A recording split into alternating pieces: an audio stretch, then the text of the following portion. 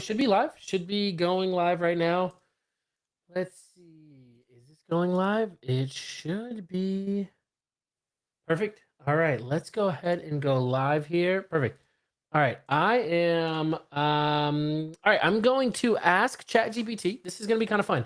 I'm going to ask ChatGPT all of the questions on what are some of its capital raising questions. That's essentially what I'm going to do. So I'm going to go ahead and honestly, I'll probably share my screen here so you guys can see some of the questions that I am asking ChatGPT. The questions on like, hey, what is capital rate? I don't know. We'll see. I'm going to say, let's see the questions I'm going to ask it. Chat, boom. All right, let's head on over there.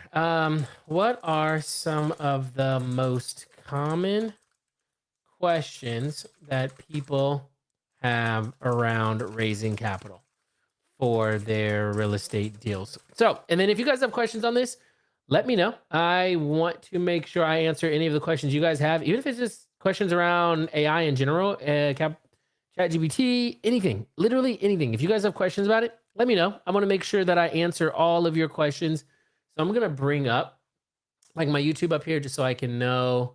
I can check YouTube, see if anybody's asking questions on YouTube. And then if anybody's asking questions, answering questions or asking questions in Facebook group and on Instagram. So I'll kind of check, but I'm going to see. So let's see what some of these questions are. All right. This is going to be good. Let's see what chat has to say. And if you guys have questions, let me know. So number one, how do I legally raise money for a real estate without getting in trouble with the SEC? Fantastic question. This is a great question. So it all comes down to what the heck is a security? Okay, so I'll probably like switch off over here occasionally just so I make sure I bring it back. So like what the heck? Oh, can you guys see me? Oh, I think I just took myself off for a second. Give me a second here. Cool. So it all comes down to what the heck is a security? Let's see, I might like split. Boom. Can I do that? Can I switch? We'll see. Anyways.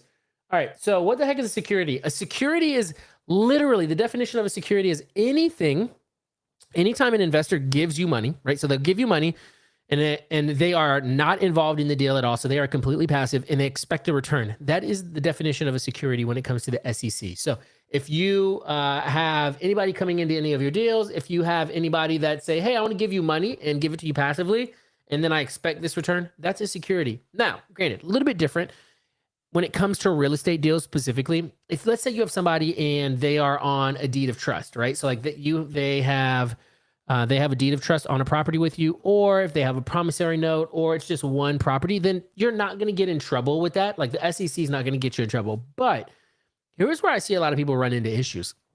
I see a ton of people run into issues because they'll be like, hey, I've got some friends and I've got some family and they're really cool and they want to give me some money and they're wiring me the money. And I'm like, are they wiring into your account? And they're like, yeah, I mean, they're wiring my account, blah, blah. And I'm like, security. And then they're like, okay, well, I've got a couple people. I've got like 3 people that are wiring me money for this deal. Each of them are giving me like 25 grand each, and that's going to cover the deal. Security. Okay. So like you really like, those are the things that start getting you into trouble is if you have deals that are longer than, ooh, man. Okay, cool. So that's what gets you in trouble is if you have deals that are that you're adding more than like 3 to 4 people on, or more than 2 people on, then you start operating really closely to a security, and that gets really, really a little bit dangerous. So, what's the difference between private lending, joint ventures, and syndications? Okay, this is really good.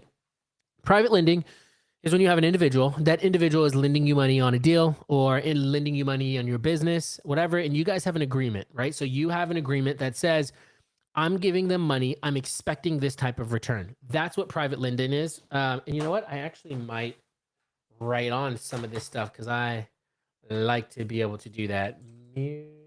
Perfect. So let me go ahead and log in here. Boom. And then, so then I can kind of write this out and then make it a little bit easier for you guys to see and understand. So, but private lending is somebody's got a promissory note with you. They're kind of doing their own thing with you. Okay, here we go. Let me go ahead and share this tab instead. So let's bring it down here. Okay, cool. Share this tab. All right, so let's take a look at this. So you've got a private lender. That was one of the questions there. You had a private lender, a joint venture, and a syndication. And then let's even like throw in a fund there. Sure, why not? So let's go ahead and go. Oh, come on. There we go. Pick it up. There we go. So you've got a private lender. Man, I write horizontally and that kind of messes everything up, I bet. Okay, cool. Private lender. You've got a joint venture. You've got a syndication. Boom. And then you've got a fund. Boom. So a private lender is going to be anybody, like mostly an individual. So they're going to be like one person. So it's going to be one person that's lending on one deal and has a set return percentage. That's going to be like a private lender there. Okay. Can you guys see that? I'm curious if that shows on here. It should. Okay, cool. Yeah, it does. JV is going to be a little bit different. JV is going to be almost a little bit more of like an equity split. So they're saying, hey, I'm coming in. And typically, if you want to be compliant, they've got some sort of role in the deal. So they're actually doing something in the deal. Now, a lot of people will say, hey, they're bringing the money. That's doing something. Well, the SEC will look at that a little bit differently. They have to have some sort of role. And maybe you guys meet, maybe you guys meet once a month. Or something like that, but they're going over something. They have a little bit more of an active role than a private lender would. Okay. Now syndication, and then really look, you can only limit this right to like maybe 3 to 5 people on a JV deal. Private lender is one person, maybe 3 to 5 people on a JV deal. A syndication can be however many people you have. This is where you're going to form like a Reg D. But the biggest thing here is this is only going to be one asset. So this is going to be one single asset. And you can have as many people. If you've got a Reg D, it's a 506B or C or something like that, then you're going to have, heck, you can have 999 investors in a syndication for one asset. This can be completely passive. You've got documents. You've probably spent about anywhere between 10 to 20K in document cost that have disclosures and have all sorts of stuff that say, hey, this person can just invest passively and expect a return. That's where you have that. Now, a fund is going to be very similar. You're actually going to spend probably somewhere between 18 on the lowest end to like 80K in your documents. This is going to be, again, a Reg D. And then you're also going to run into like, now you can have multi deals, similar assets. So we're going to say similar asset, whatever is disclosed in your PPM, which are your docs, your private placement memorandum. But you can have multiple deals, whereas this one is one asset, one deal at a time. And then again, you can have 999 investors, and some funds you can have a little bit more, especially if you're like a Reg CF, which is a crowdfunding fund. You can have a lot more. So that's what the difference between a private lender, a JV deal, a syndication, and a fund is. Good question, ChatGPT. Good question. So I'm glad we're rocking through that right now, because this is good stuff here. When you're going over this stuff, asking what are some of the best questions that ChatGPT has for us. So let's see what else you got for us, chat. Put it in the chat. If you guys got questions, let me know. Do I need a PPM, private placement memorandum, or legal documents for small deals? Great question here. Let's jump back over here, shall we? Okay, let's see if I'm just over here. What letter is that? I think that's a V. Yeah, it's not V. Okay. Anyways, so the documents look different, right? So the documents are going to look different for this. This private lender, this could just honestly be like a promissory note. Or even like a deed of trust. If you're doing real estate, file a deed of trust, promissory note. You're typically pretty good here. A JV deal, this is going to be a contract. It's going to have some sort of contract. It's probably going to have an operating agreement. A JV deal is most likely going to be an LLC that you're going to operate under. It's going to have a contract. It's going to have an operating agreement. It's going to have all that stuff under there. Now, syndication and funds, this is where you're going to need a PPM. And a PPM is a private placement memorandum. And you're probably also going to need an operating agreement and then even an SA, which is a subscription agreement. Okay, your PPM is going to be about 100, let's just say anywhere between like 60 to 105 pages of documents. Your operating agreement is going to be, I don't know, 20 to 30. Your subscription agreement is going to be, again, probably like 15. So these are like all the pages. So you're going to have a big old packet from an attorney. An attorney is going to cost you 18 to 50K just to put these together for your fund, or 10 to 20K for your syndication. You do need a private placement memorandum. About 50 of these 105 pages are going to be all disclosures. Hey, you could lose everything. Hey, you could. This is the risks. These are the risks of investing into something like this. And so it has that all that stuff in there, and they sign off on it. So yes, if you're going to do any sort of syndication or a fund, you will need a PPM. I almost said BBM on there, BBL. So you only need, you will need a PPM if you are operating on like a syndication or a fund and you're trying to pool money. That's where you would need a PPM, is if you are pooling money from passive investors. Bam. That's where you're going to need a syndication or a fund. That's where that's going to be important. All right, let's knock it out. These are good questions. Oh, I'm looking to raise 2.4 million by December 22nd. Oh, okay. All right. That's coming up. You got a month. Let's get it.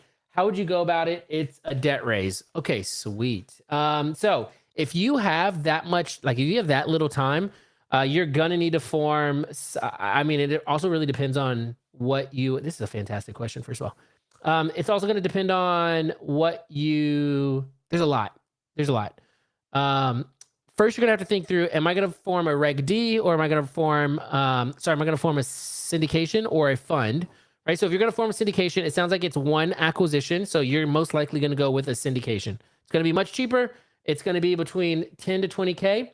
What I would also do here, and then you're gonna have to decide: do I want to do a Reg D or a Reg B?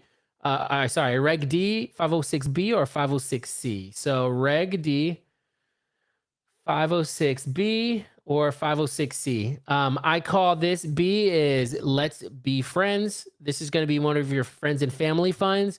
Reg C is, I haven't come up with a C for that. But Reg B 506, this is going to allow you to have 35 non-accredited investors, but it's not going to allow you to solicit. So no soliciting. So you can't post about this. You can't put this on your social media. You can't put this on whatever. You can't run ads for this. The C allows you to have, it allows you to solicit, so you can market this fund, which means that you can just market, you can speak publicly about this fund, but you cannot have any non-accredited investors. I'm going to drink my beer here, just so y'all know. We're super casual today. So non-accredited investors. If I were doing this, I would start a 506C, because if you got a month, I need to tell everybody. I got to tell everybody in the world about this fund. I got to tell everybody, like, this is available. This is what I'm doing. I'm launching for this. Everybody needs to know about this. So, I would say that, like, your 35 non-accredited investors are not going to hit that 2.4 as quick as you want. And they're going to take a little bit longer. The process is going to be a little bit longer. I would just say, stay away from that. For something like this, I would go with something that I can actually market. And then here's the question. You're probably, oh gosh, look at all this. We're getting more here. It's not for a fund. It's for a standalone acquisition. It's for a client, not for myself. Oh, okay. You are talking about, for more context, I run a boutique capital raising firm. Oh, not a fund. Oh, okay. Sorry, man. I wasn't seeing all of this stuff. Great. All right. So you run a boutique capital raising firm. I love that. So you should know how to raise capital. All right. So a couple ways that I would do this. One, I would run, I think one of my favorite ways to do this stuff is to run webinars. And I know that sounds a little bit crazy, but I'm going to put money to ads. So money to ads. I'm also going to have freebies. So a lot of it's going to be freebies, and those freebies are going to say, like, there's going to be a couple things. I'd probably have like a quiz. Sounds a little crazy, but I would have a quiz on, like, what type of asset classes should I invest into? Asset class quiz. I then would run with, from something like that, I would run, this is good. You're putting me in the seat, man. Love the hot seat.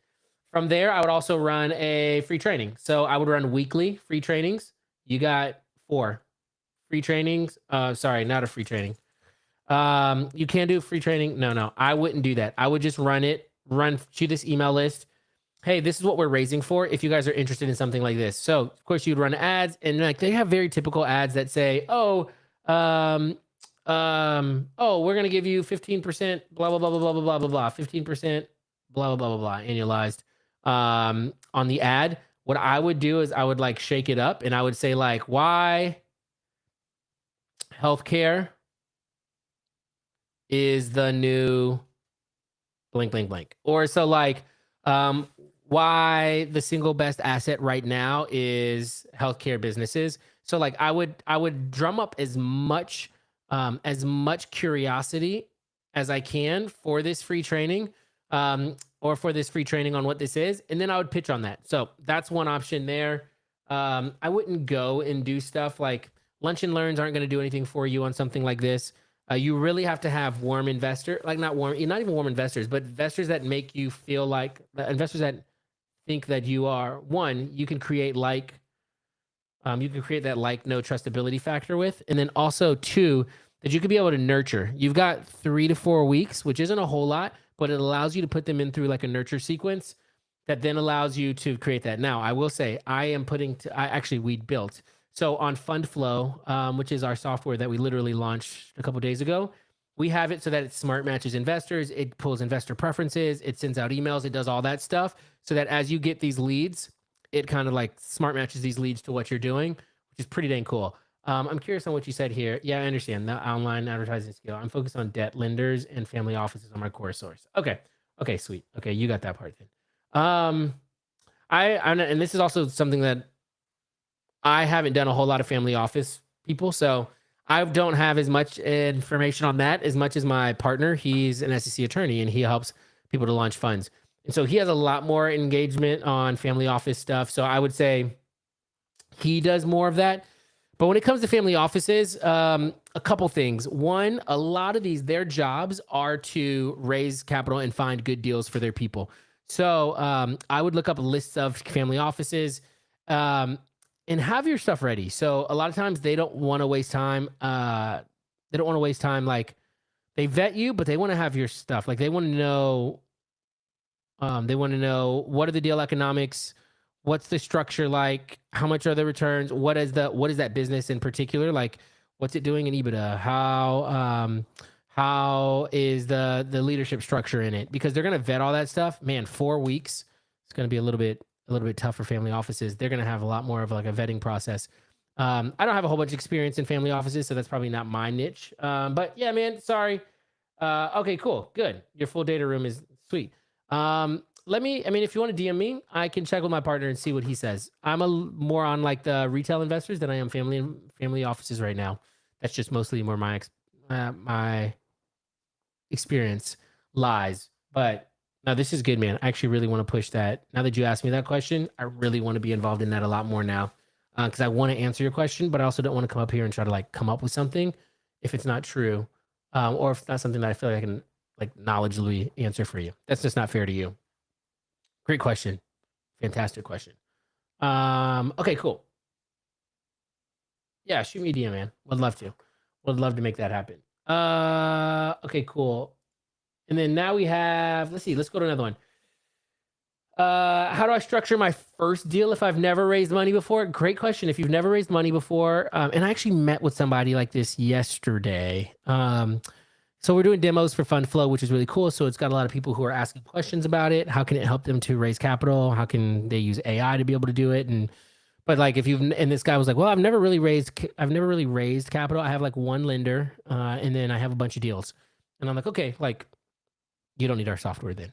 But it was like, how do I structure my first deal he was like, how do I structure it if I've never really raised money? If you've never raised money, people want to see some sort of like track record. So if you're doing real estate specifically, or like, he's doing acquisition, something like that, it really would be like a lot of times what happens is an investor will come in and they've got a smaller check size, but their second time they invest with you, typically they'll double the amount that they invest with you because you're proving your track record to them. And so the more you can prove your track record to people, the more that will allow you to get more money from them. So putting them on smaller deals, a lot of times, maybe that's going to be a second position, right? So second position on a mortgage, you're pulling them into something like that. I just brought somebody in for the first time and they are second position on a sub 2 deal that we did. So they brought the cash to close and I'm like, hey, here's how this is going to work. Fantastic. And then what happens is you're building up a track record with them. Now you can put them like this guy right here. He felt more comfortable having a deed of trust filed on the property, having a promissory note that we signed and then sent to the attorney so that they can put it on the deed of trust. Having all that stuff in place made him feel a lot more comfortable. I sent him the economics of the deal. Having all that in a track record, having the information, that makes people feel better when you're a first time, when you're raising capital for the very first time. That's going to be where you're going to find a lot more of the people more willing to give you money is if you feel like and look like, oh dang, y'all didn't see any of that. If you look like and feel like you have the things in place, so right, so like smaller track record, second position, sub 2, deed of trust, promissory note. That's where that's going to come in, and that's where that's going to be like super helpful for you. It's just all about trust in the early stages, building up trust, building up a track record, building up trust, building up a track record. I actually just watched something by Brene Brown this morning, which is so good. She's such a beast. And she gave this example. She said, trust is like having a jar of marbles, right? So you've got this jar of marbles, and it's like, you want to ask yourself, how are you filling up this jar with marbles? And it's a bunch of small things, right? Like it's not just a big, it's not like a big thing that comes in here. It's not a big old marble. It's a bunch of small marbles like, hey, are you communicating with people? Hey, are you posting stuff? Hey, are you checking in with people? Hey, are you following up? Hey, are you like just these little, are you following up? You trust it. Like you're building up trust along the way so that when they go, oh man, I've got a pretty full jar of trust marbles with this person. I think I'm ready to invest with them. And so then it helps them when they feel like they've got that full jar with you in her explanation, then that helps them to see that you're somebody that they would want to invest into. And that's really important to be able to build that over time. So that's what I would say. Cool. What else we got here? All right. I love this. I've got nobody watching on anything. So if you're watching, give me a shout out. Just say, hey, what's up? Or like, just say, hey, that's cool. I appreciate Julian coming in and saying some stuff. All right, cool. And asking some questions. Finding investors. All right, this is good. Where do I find people who actually want to invest into real estate deals?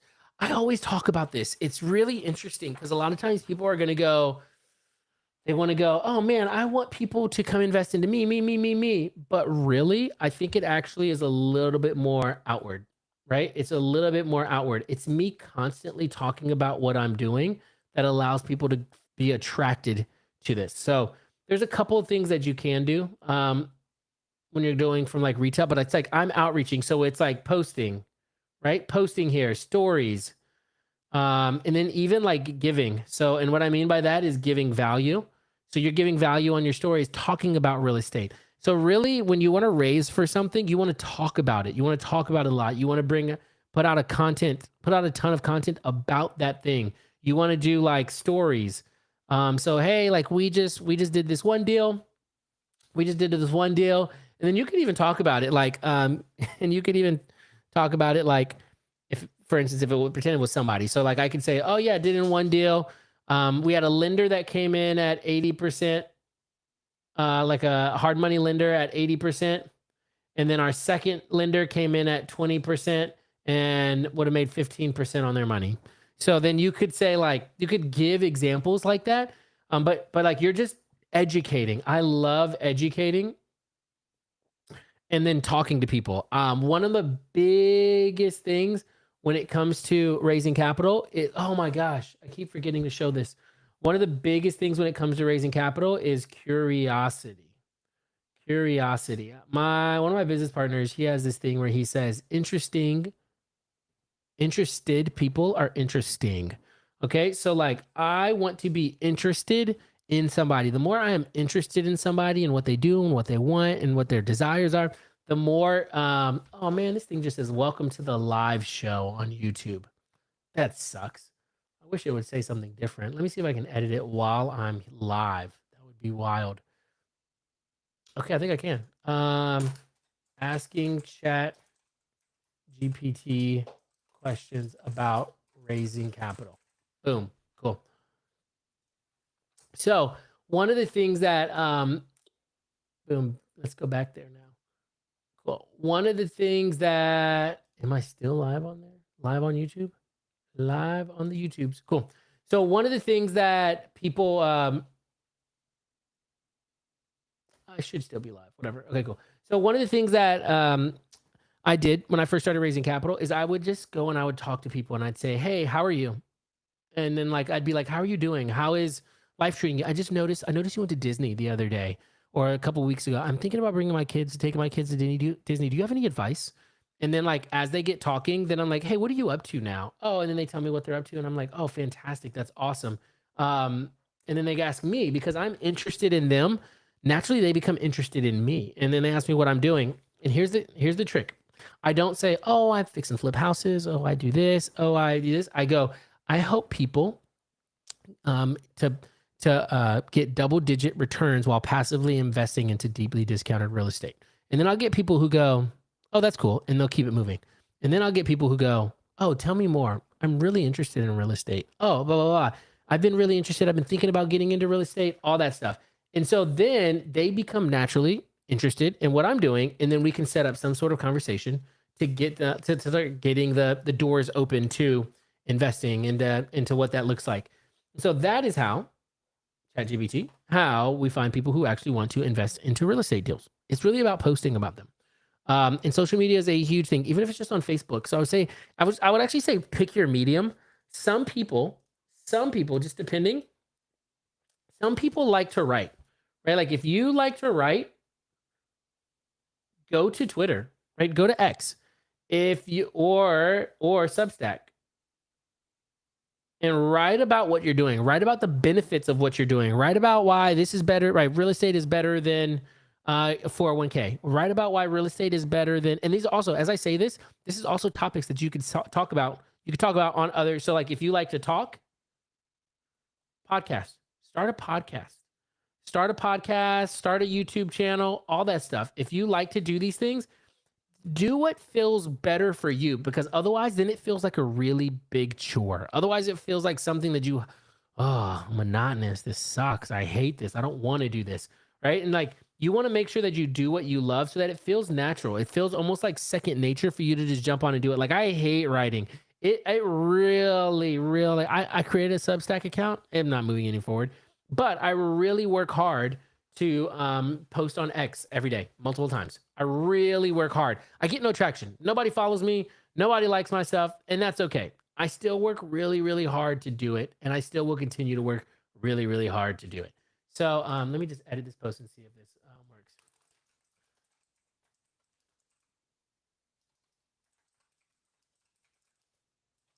I really have to figure out how to change the perfect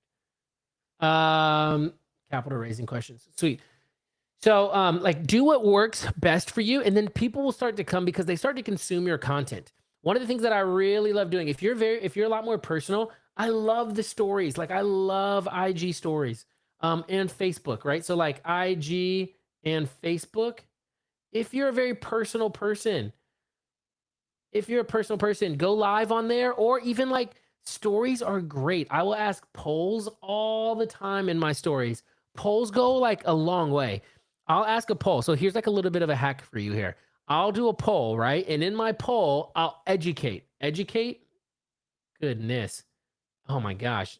It's like I can't even spell. I'll educate in the polls. And the things that I'll educate are like, hey, how many people have an old 401k from an old job? Yes or no? And then people are like, me. Boom. That's a lead. And then the next question is like, so that's one. And then I'll be like, did you know you can self-direct 401ks into your deals? Goodness. Into your deals. And so then like, right, what I'll do is I'll create a poll. Again, I love these polls. I'll create a poll here. And when I create that poll, people that are literally answering the polls, those are leads. They're engaging with your content, and if they're engaging with your content, a lot of times they want to be re-engaged with. So like that's what you want. People want that stuff. People want to be re-engaged with. People want to feel valued. And so then I reach out to them and I go, awesome. Oh man, you didn't know that? Oh man, let me tell you all about 401ks. Now I created a YouTube video on 401ks, so I share that with people. because then like I create a YouTube video on self-directed IRAs and a 401k. So then this is where on a Facebook, on an Instagram or some sort of poll, you would put your expertise out there and then ask your audience questions that facilitate engagement. And then you have to respond to their engagement. You have to.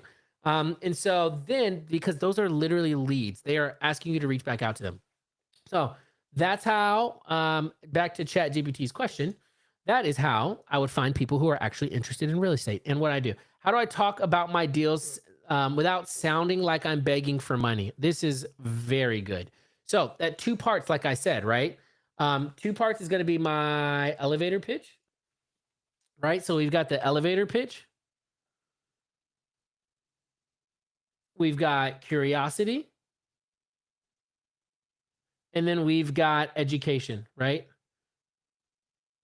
If we can do those things, if we can engage them in some sort of dialogue, right? Curiosity, I'm talking to them, I'm having a conversation with them, and then I hit them with my elevator pitch. Oh, I help people to passively invest into deeply discounted real estate and get double-digit returns. Then people are like, oh, tell me more. But then that's like reframing, right? I'm reframing my profession. If I'm actively raising capital, then I am no longer just a fix and flipper. I am a person that literally is somebody helping somebody achieve a goal. And this is really good. So we're going to go to like Donald Miller. I don't know if you guys know Donald Miller story brand. He has the hero's journey. I hope I'm sharing all this stuff. Oh my gosh, guys, you got to let me know this stuff. So curiosity right here. Curiosity right here, your elevator pitch, education. And we have to reframe it to the hero's journey. That's what this is right here. The hero's journey means that like, I don't want to come in and be like, oh, you want to invest money? Here's why you should invest with me, this, and that. I'm the best this, I'm the best that. No, we have to think about it like I am Dumbledore to Harry Potter, or Yoda to their Luke, right? Like I'm Yoda to their Luke, or Dumbledore to Harry Potter. Or like if you watch, well, I don't know what the other ones are. Anyway, there's a Lord of the Ring ones. I can't remember what the Lord of the Rings one is. But that's like what we have to think of this as. You are somebody helping to facilitate a transformation in somebody else's life. That is what you do. You are that is your marketing. That is the conversations you have. That is the essence of what you do, is you just help to facilitate transformation. And so that's how you have to think about it. And so that's how we raise capital without sounding needy, is go, yep, I help people to achieve this goal. And then once you say that, people are like, well, that's my goal. I want that. Okay. So then curiosity leads to the elevator pitch. And then I educate them on how I do that thing. I can educate them in my stories by thinking through this lens of how do I get people with crappy 401ks to invest with me. I educate them on what they can invest in. And so then I'm the Yoda guiding them to where they want to be. They are Luke Skywalker. You have to shift. You are not the hero in their investing journey. You guide them because they are the hero. All right, back here. How do I approach friends and family the right way? This is a really good one. And this is also one that you want to tread lightly with. You want to make sure you have a dang good deal. And if you have a dang good deal, then people should, especially if they're friends and family, they've seen what you've been doing, and they should see the conviction that you have in what you're doing. Okay, so like if you have conviction, then they know that. They see that you're excited about it. You walk them through it. And then like, honestly, what I would end up doing too is, even if it's your first time, I would also still frame it like, hey, usually I don't let family and friends do this, but I've got this good deal. It seems it's very safe. Here are the numbers on it. And I'm taking smaller amounts. So if you're interested, here's kind of how you do this. Family and friends always want to invest. Here's the one thing I will say. Here's the one thing that I will say. We all have a very unique opportunity. A lot of times we think of raising capital as like, man, I got to sell them on me. Oh my gosh, I have to sell them on this. I have to show them that this is a good deal. I have to whatever. No, like, understand this. We are giving them incredible opportunities they wouldn't normally have otherwise. that make sense? So like they get an opportunity from us that they would never have otherwise. They've got their money sitting in CDs, they've got their money sitting in bonds or whatever. They've got their money sitting in the stock market, which is fine, or even an old 401k and have no idea. So when I'm dealing with family, very similar. When I'm dealing with family, I would educate. And be like, yeah, no, this is what I'm doing. This is why I like real estate.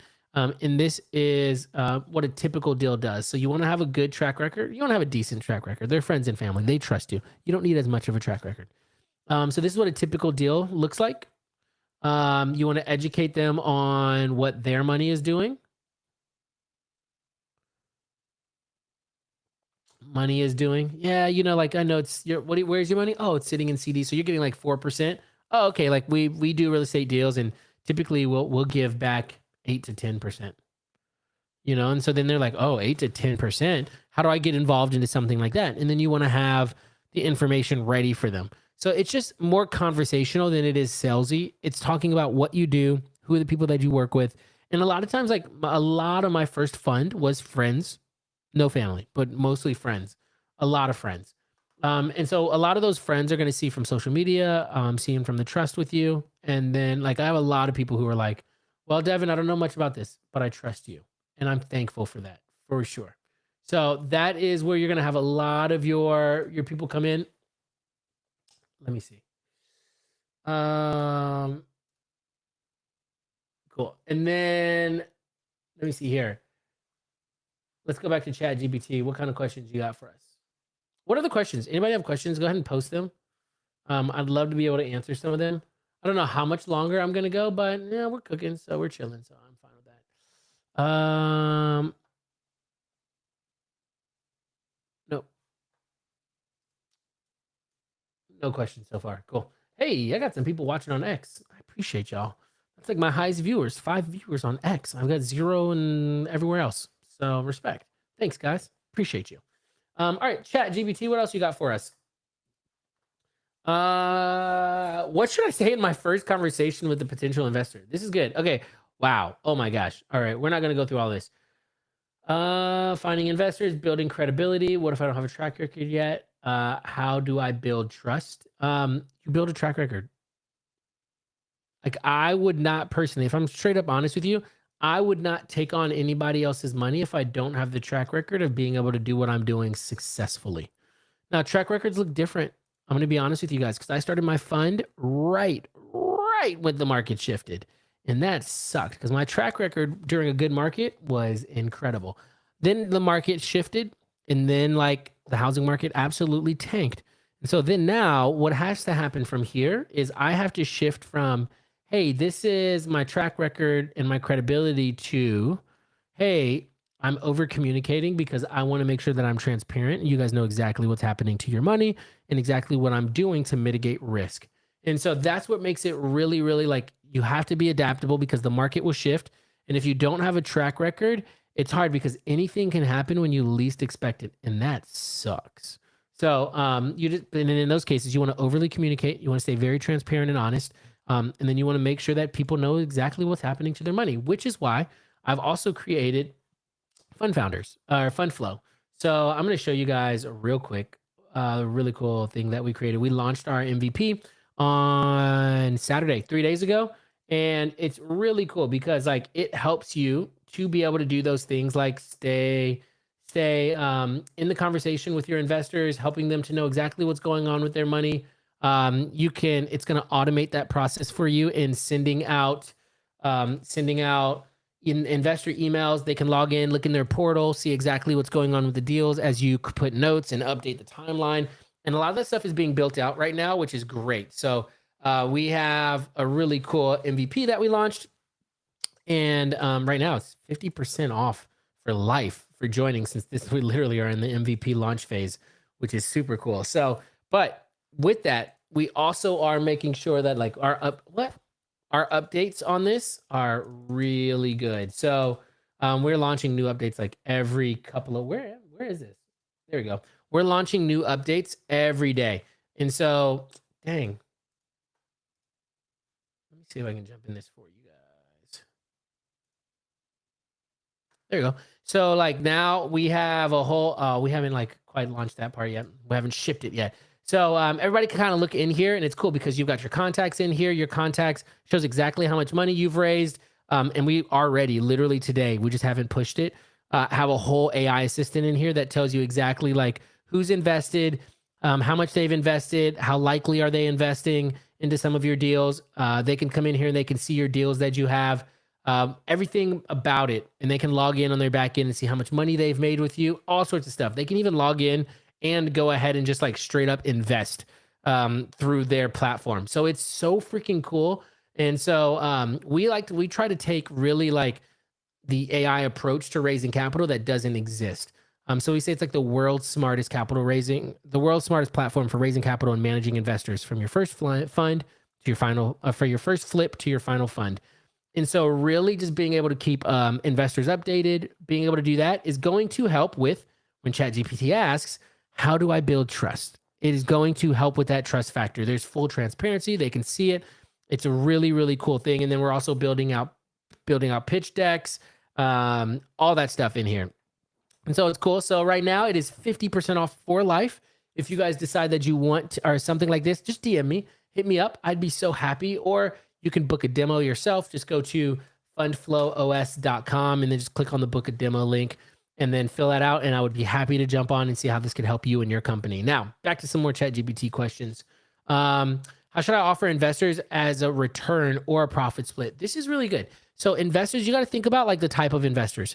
So I always joke, that's not really a joke, but I always talk about this where there's investors that that for the most part, there are investors that will, let me see if I can put this in here. Okay, cool. So you got some investors, I call them lions, right? So like the lion investors, a lot of these investors are already going to be, they're going to be used to investing into real estate and they're going to want higher returns. They're going to want higher returns.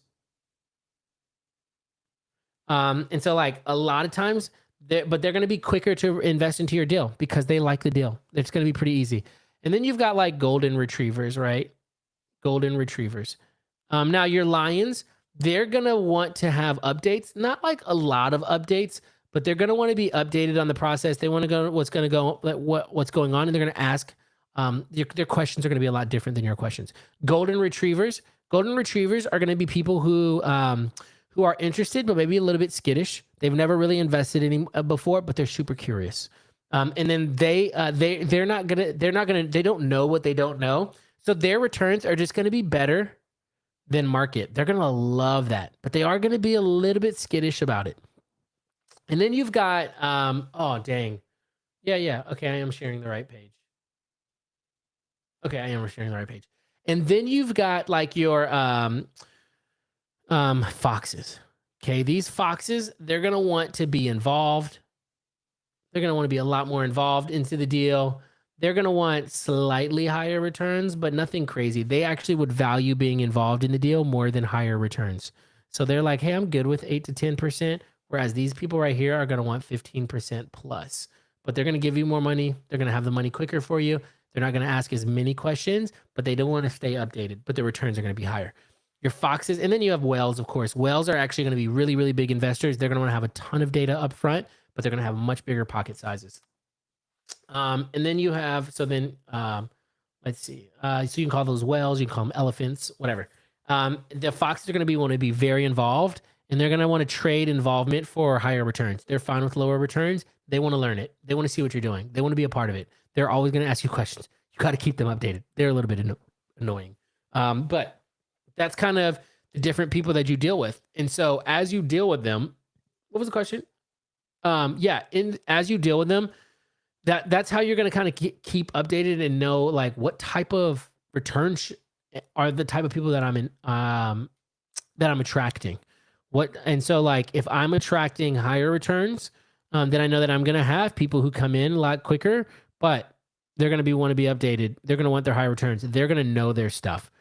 And so typically they actually will want a little bit more of the upside, which may be a little profit. Now you will have these other people, they're fine with just straight up preferred returns of 8 to 10%. Those are going to be people that like it's nicer to deal. It's not as nice to deal with. It's going to take a little bit more like finagling. They're going to be a little bit more involved. They're not going to be like the elephants or the lions that are just like, here's the money, just keep me updated. I want a lot more. But they are going to be a little bit. These people are going to be a little bit harder to close. So just knowing that. Is like, okay, what type of investors am I raising from? I would typically always just say, hey, like, stick to a straight pref. You don't want to use expensive money, right? Like, there's no reason for your money to cost you a lot. Stick to a straight 8 to 10% preferred return on your deal. People will like that. And then like the safety of 8 to 10%, you're not doing too much and you're not costing yourself too much money. You don't need to get into profit splits unless you're doing really big deals that require a lot more money. That means you make more money, but you're giving up more of the upside. So those are going to be the different sides of those types of things. All right, cool. Let's see, maybe like one more ChatGPT question. Let's see. What's the difference between preferred return? We're not going to get in. I don't want to get into fund stuff. We're not going to jump into like fund and equity waterfall and stuff like that unless somebody asks. How do I keep investors updated during and after deals? So this is really good. This is going to be very important. Now, if you use something like FundFlow, which is our software will help you to keep them in updated automatically. If you have a deal, you update the deal, you push the information about the deal from there in like their timeline and the notes, and that will actually go directly into the portal for them to look at. And then like, let's say you actually this is really, really freaking cool. Let's say you upload a deal and you have investors in your in FundFlow already, and you upload a deal, your investors have preferences. They can either fill out their preferences or you could fill out the preferences. Like, what are the deal types that they like? Real estate, residential, debt, and then like, what is their horizon? How much money do they have? So then when you actually put the deal in your system, this is cool. It will actually bring that person. It will like aggregate all the data from your deal, find the person who has the top match, and then actually send them an email and go, hey, inside of your portal, there's a new opportunity for you to invest into.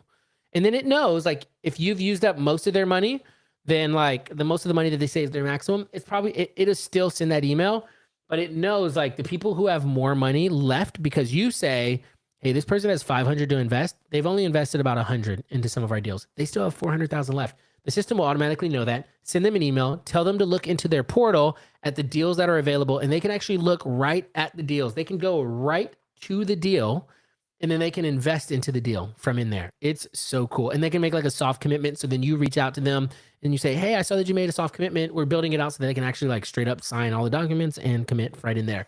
So really streamlines that process for you to raise capital and makes it really easy. And then we're also going to build out a marketplace. That's later down the road, but it's going to connect you and your deals to other private investors. So that's a good way to keep people updated, is to use our software. But another great way is like we use Active Campaign. Actually, I use Go High Level, a version of Go High Level, to send them those updates. And then like depending on what type of deal it is, you might want to send weekly updates, bi-weekly updates, monthly updates, just depending on the deal. When there's large updates, send them pictures, send them cool stuff, invite them into a Google Drive. If they're on their first deal, they want to see how it's going. They want to figure out what the nuances of it is like. Invite them out to the house. If you're flipping it, invite them there to see what the heck is going on. I love doing that type of stuff to get them involved, and then they feel like they're learning.